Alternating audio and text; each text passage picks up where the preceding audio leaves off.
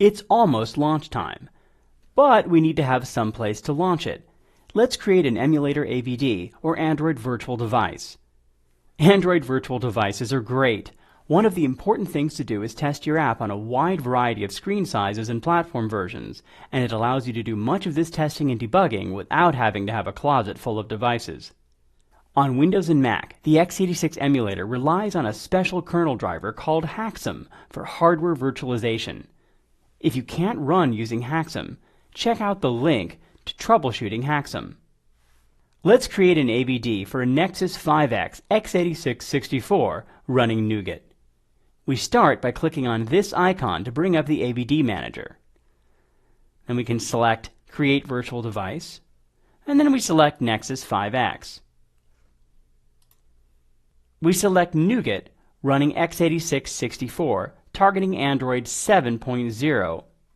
If possible, target 7.0 with Google APIs, because we'll need Google APIs in addition to Android before the end of this course. So let's finish creating our AVD. And there we have it, a Nexus 5X virtual device. We can use the play icon to launch our new emulator instance. And here we are with a new emulator. It's time to launch our app. Return to Android Studio and press the play button to launch.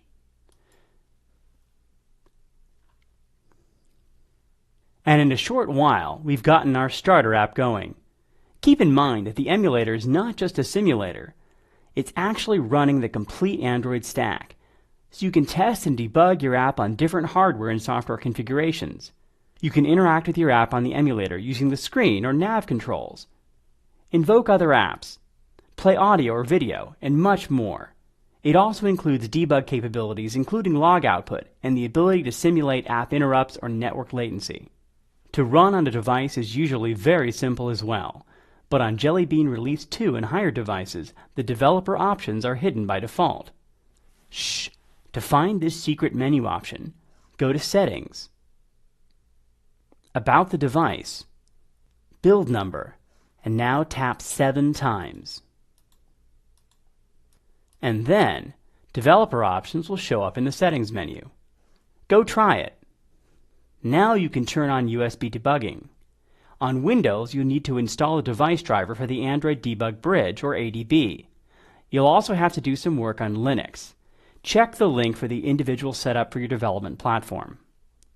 Once you've got an ADB installed, plug in your device. If all is working, Jelly Bean V2 devices and above will have you confirm debugging on the device screen. After that, it's time to run your app from Android Studio just as before.